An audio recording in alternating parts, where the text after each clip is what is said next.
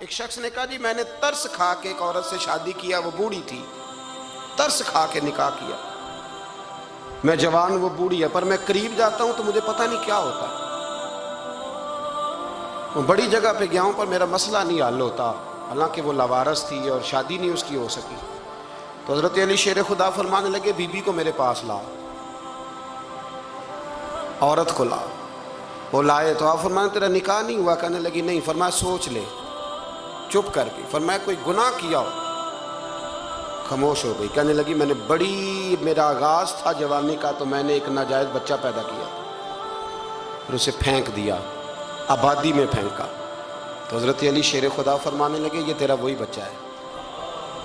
چونکہ جو اس نے کیفیات بتائی ہیں وہ یہ ہے کہ انسان ماں بہن جو اس کی ہوتی ہے نا، کچھ بھی ہو جائے، اللہ تعالیٰ نے فطری جذبے رکھے ہوتے ہیں، تو وہ کوئی حیوان ہو تو بات الگ ہے، اگر انسان ہو تو وہ مطلب انسان ماں کے سینے سے لگ بھی جائے تو اسے شفقت کا رنگ تو نظر آتا ہے، لیکن اس کے اندر وہ جذبات پیدا ہو سکتے نہیں۔ بیٹی سینے سے لگ جائے تو وہ والے جذبات اس میں تو حضرت علی شیر خدا کا علم بڑا باریک، تو آپ فرمانے لگے میاں وہ جو تیرا اس کے اوپر ترس آیا نا، اس کی بھی وجہ یہ ہے کہ تیرا اس سے کوئی ازل سے رشتہ ہے، لہذا تمہارا نکاحی منق اتنا گہرا، سیاںا اور پیچیدہ، یعنی باتوں کی گہرائی تک۔ آج ہمارے بہت سارے میری طرح کے لوگ تقریر کرتے ہیں تو وہ عوامی نفسیات کے مطابق بات نہیں کر پاتے، کیونکہ ہم جو تقریر رٹ کے آئے ہیں وہ تو ہم نے تو علم ظاہر کرنا ہے، اور نعرہ لگوانا بڑا شوق ہے، جب تک وہ مطلب لوگوں میں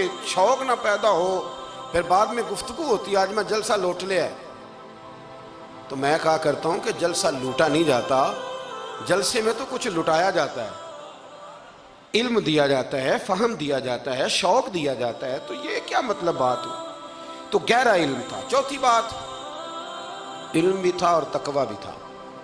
حضرت علی امیر المومنین تھے اور کوفے کے چوک میں کھڑے تھے، کوفے کے چوک میں، اور فرما رہے تھے کہ بھئی یہ میری زرہ ہے، بڑی قیمتی ہے، یہ کوئی بندہ خرید لے۔ کسی نے قریب جا کے پوچھا امیر المومنین کیوں بیچ رہے ہو؟ تو فرمانے لگے میری طامت پرانی ہو گئی ہے، اب نہ اتنی پرانی ہوئی ہے کہ اس پہ پیوند لگنے کی بھی جگہ کوئی نہیں بچی، اگر یہ پھٹنے کے قریب نہ جاتی تو میں زرہ نہ بیچتا۔